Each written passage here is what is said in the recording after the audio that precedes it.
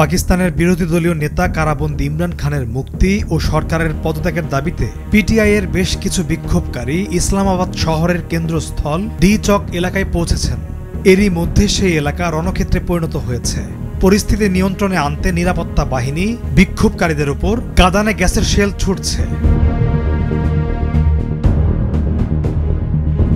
পিটিআইয়ের বেশ কিছু সদস্য ইসলামাবাদের ডি চকের কাছে বাধা এড়িয়ে জড়ো হচ্ছেন। তাদের বাধা দিতে সড়কের প্রতিবন্ধক হিসেবে কন্টেইনার রাখা হয়েছে। বিক্ষোভকারীরা সেগুলোর উপরও উঠে বসেছেন। অন্যদিকে সেনা সদস্যদেরও একটি কন্টেইনারের ওপর দাঁড়িয়ে থাকতে দেখা গেছে।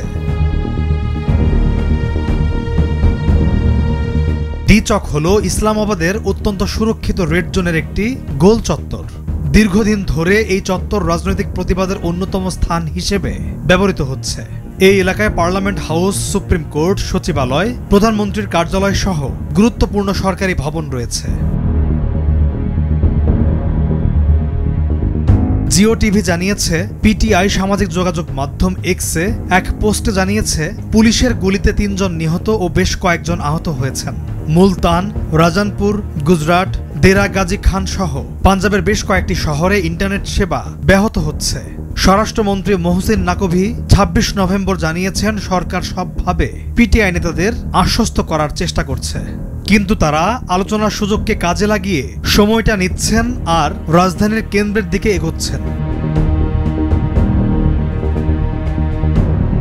পুলিশ জানিয়েছে, সংঘর্ষে রেঞ্জার্স বাহিনীর ৪ জনের মৃত্যু হয়েছে। সোমবার রাতে শ্রীনগর হাইওয়েতে মোতায়েন করা ৪ রেঞ্জার্সের জওয়ানকে দ্রুতগামী একটি গাড়ি চাপা দেয়। পুলিশের অভিযোগ, বিক্ষোভকারীদের হামলায় ওই ৪ জনের মৃত্যু হয়েছে। পাকিস্তান সরকারের পক্ষ থেকে জানানো হয়েছে, ২ জন পুলিশ কর্মীর মৃত্যু হয়েছে। আহত হয়েছেন বহু পুলিশ ও সেনা সদস্য। নাকভি আরও বলেন, আমরা বিক্ষোভকারীদের শাকজানিতে জড়ো হতে বলেছিলাম। তাদের দলের নেতৃত্ব স্থানীয় কেউই রক্তপাত চান না, তবে ভেতরে একজন গোপন নেতৃত্ব আছেন যিনি সব নিয়ন্ত্রণ করছেন। তিনি আরও জানান, যে কোনো উপায়ে পরিস্থিতি নিয়ন্ত্রণে আনতে ইসলামাবাদের আইজিকে বলা হয়েছে। এদিকে তথ্যমন্ত্রী আতাউল্লাহ তারার ইসলামাবাদে গণমাধ্যমকে বলেছেন, ইমরান খানের স্ত্রী বুশরা বিবির উদ্দেশ্যই হলো মানুষ মারা যাক। বিক্ষোভকারীদের অনেককে অর্থ দিয়ে আনা হয়েছে। অন্যের সন্তানদের এখানে ঘুঁটি হিসেবে ব্যবহার করা হচ্ছে। এদিকে বিবিসির খবরে বলা হয়, ইমরান খানের দল পিটিআইয়ের একজন মুখপাত্র বলেছেন, দাবি পূরণ না হওয়া পর্যন্ত তারা পার্লামেন্টের বাইরে অবস্থান নিয়ে থাকবেন। এদিকে এখনও দলের হাজারো কর্মী বিশাল বহর নিয়ে স্কয়ারের দিকে আসছেন। পলাশ খান, নিউজ ডেস্ক, ভোরের কাগজ।